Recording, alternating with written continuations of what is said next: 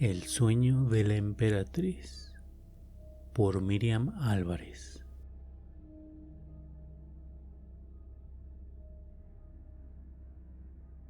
Yasuo siguió obediente al ciervo que le indicaba el camino. Sus pies descalzos apenas hacían ruido sobre la tarima de madera que conformaba el suelo de los pasillos del palacio. Al fin, el ciervo lo invitó a pasar a una sala tras correr un panel de papel. La emperatriz se encontraba sentada en su trono con su ostentoso atuendo que la hacía parecer mucho más grande. De un gesto, con su abanico ordenó a los consejeros que abandonasen la sala. Yasuo hizo una pronunciada reverencia con la espalda recta y los brazos pegados al cuerpo mientras los funcionarios realizaban sus propias inclinaciones antes de abandonar la sala. Hasta que el último panel de papel de arroz no se cerró, la emperatriz no abrió la boca. «Mi querido Yasuo», dijo sonriendo, «es un placer tenerte aquí de nuevo». «Lo mismo digo, Alteza», respondió Yasuo alzándose de la reverencia y mirando directamente a la emperatriz. «¿Por qué me ha hecho llamar?». La reina desvió la mirada un segundo. Parecía dudosa. Yasuo tenía la sensación de que los funcionarios no se habían marchado del todo, sino que seguían pegados a los paneles de papel, escuchando la conversación. Tal vez por eso la emperatriz tampoco quería arriesgarse. «Esta noche me ha sucedido algo extraño, Yasuo», dijo al fin. «Algo que me recordó a esas historias del Buda que me contaste». «¿Ha tenido un sueño misterioso?», preguntó Yasuo. La propia reina Mahamaya quedó encinta de Buda cuando soñó que un elefante blanco se posaba en su vientre. Se le aceleró el corazón al pensar que tal vez la emperatriz Zuiko había sido elegida para llevar en su vientre a otro hombre santo. «No sé si ha sido un sueño, ha sido más bien una visión en la que mi espíritu parecía salir de mi cuerpo. Me contemplaba a mí misma desde arriba, como si hubiese muerto, y mi espíritu se hubiese quedado observando mi cuerpo inerte. Pero no, solamente era un sueño». Yasuo observó cómo los dedos de la emperatriz temblaban levemente. «¿Será un augurio de muerte?». «No creo, Alteza», dijo Yasuo, negando con la cabeza. «Debido a vuestra naturaleza divina como descendiente de la diosa Amaterasu, puede ser normal ese tipo de visiones. O incluso puede que no haya sido una visión, sino una realidad, una capacidad que solo los seres elevados como la familia real poseen». «¿Y qué significa?», preguntó la emperatriz agitada, pero mucho más tranquila.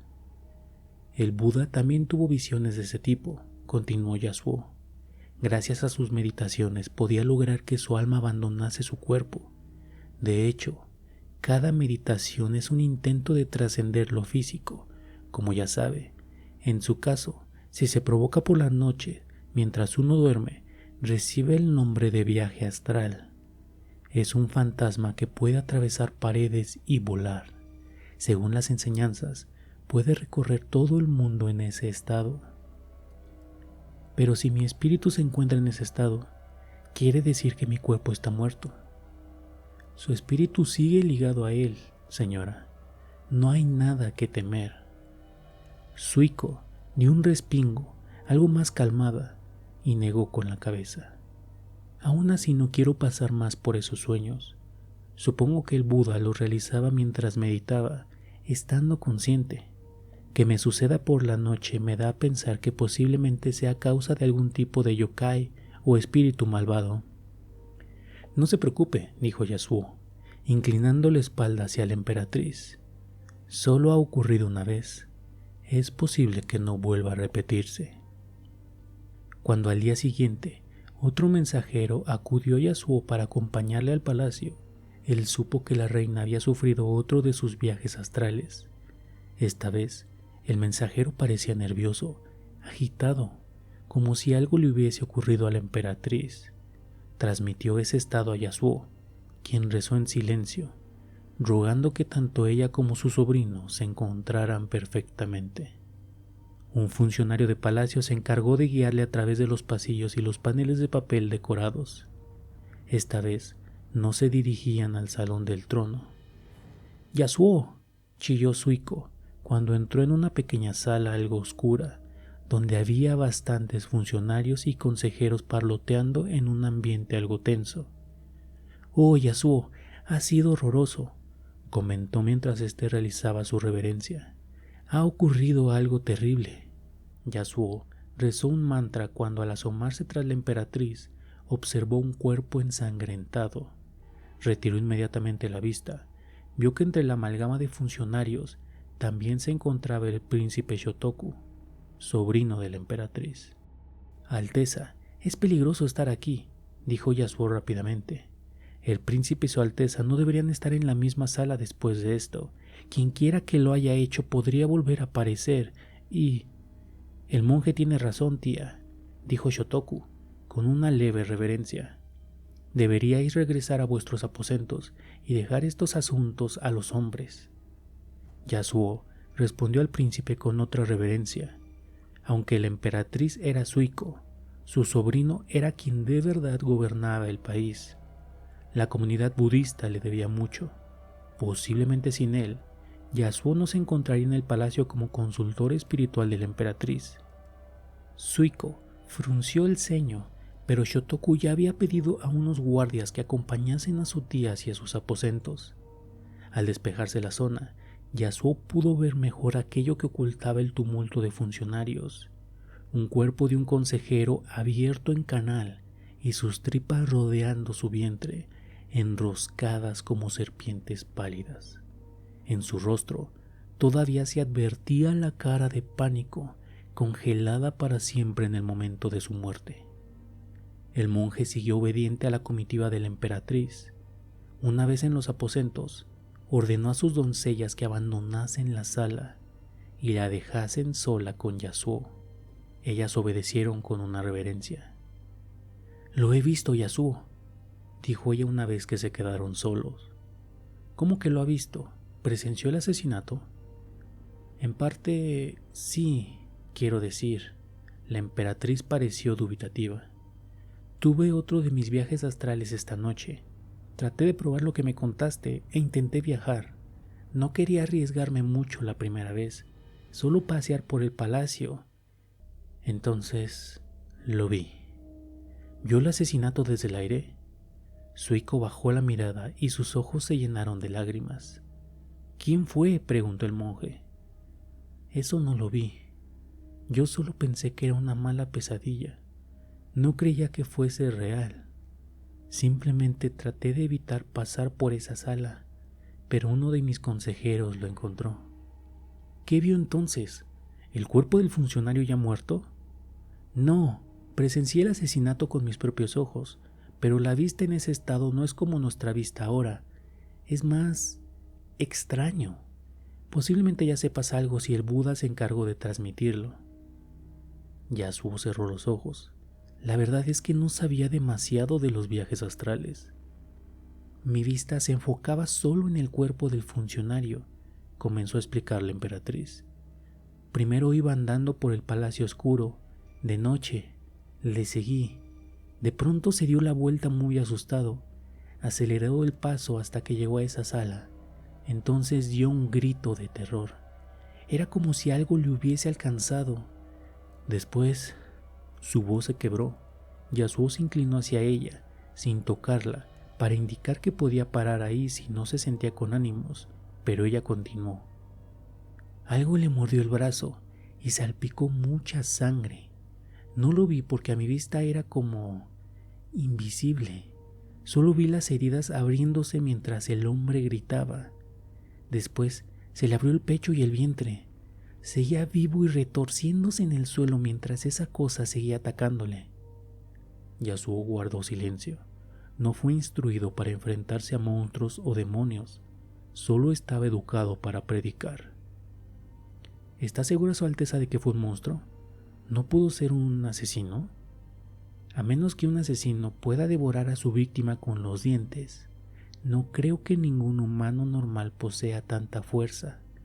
La emperatriz sollozó. Yasuo, tengo miedo.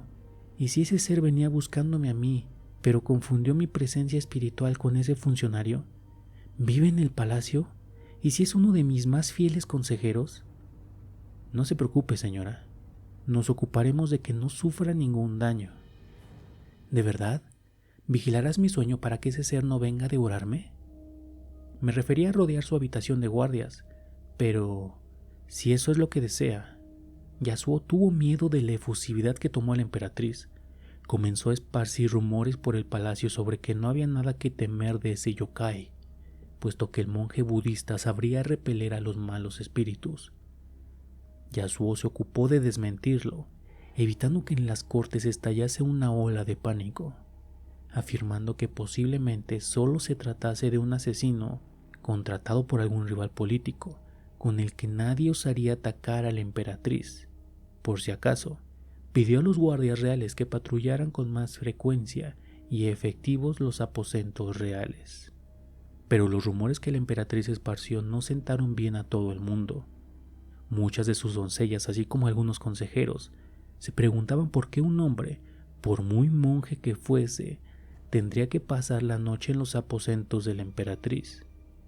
Yasuo trató de evitarlo, afirmando que solo patrullaría junto a los guardias reales y que habían malinterpretado las palabras de la reina, o así se defendió hasta que el príncipe Shotoku acudió a él.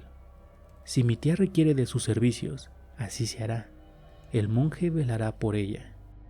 De pronto, todos los rumores se acallaron y la corte aceptó la proclamación del príncipe como una orden. Yasuo se sorprendió al comprobar cómo él parecía tener más poder sobre sus súbditos que la emperatriz misma. Al fin, llegó la noche, y mientras los funcionarios se ocupaban de los ritos funerarios de su compañero caído, Suiko fue a refugiarse a su habitación. Yasuo entró cuando las últimas doncellas salieron de los aposentos, examinándole con mirada severa. En cuanto entró y quedó a solas con la emperatriz, notó cómo los guardias cerraban las puertas tras él, impidiendo que nadie pudiese entrar desde afuera. Suiko estaba ya tendida en su lecho, preparada para dormir. No quiero desdoblarme esta noche, Yasuo. No quiero ver nada horrible. ¿Tú no puedes impedirlo? Eso depende de su propio poder, Alteza, dijo Yasuo tratando de calmarla. Él no tenía mucha idea de estos acontecimientos sobrenaturales, tampoco sabía realmente cómo calmar a la emperatriz. Pero esperemos que ese suceso haya sido algo aislado y jamás vuelva a repetirse. Eso espero, dijo ella con un suspiro. Suiko cayó profundamente dormida a los pocos minutos.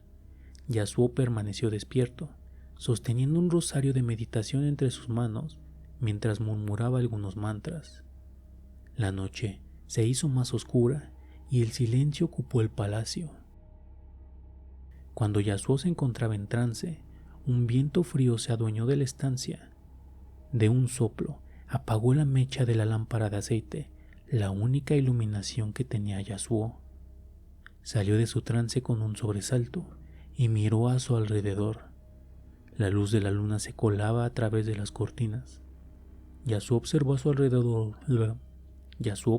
alrededor, buscando algún método para volver a encender la lámpara, pero se quedó paralizado cuando se acercó al lecho de la emperatriz para comprobar si ella se encontraba bien. Bajo sus mantas se removía algo.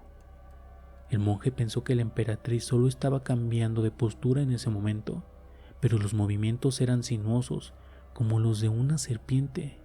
Las mantas se retiraron, dejando ver un grueso cuerpo.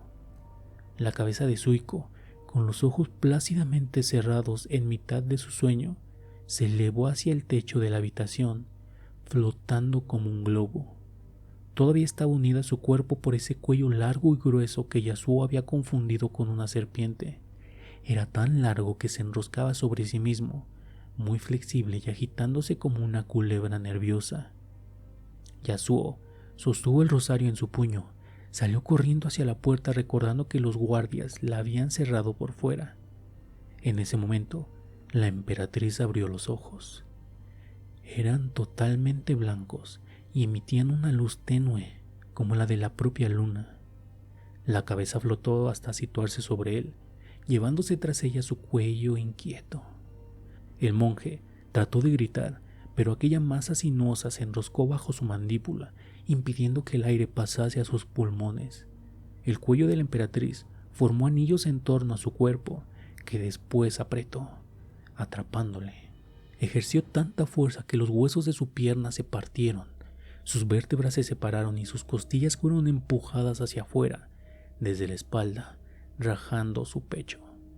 El cuello de Yasuo se quebró y la cabeza salió rodando.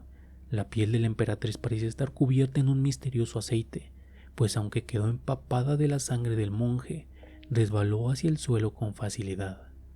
Su cabeza siguió observando desde el techo con los ojos brillantes. En su sueño, ella se mostraba aterrorizada de aquel monstruo y lo que acababa de hacer con Yasuo, pero cuando despertó, tenía una extraña sensación de bienestar y alivio. Al menos, ella seguía viva y con el cuello bien limpio.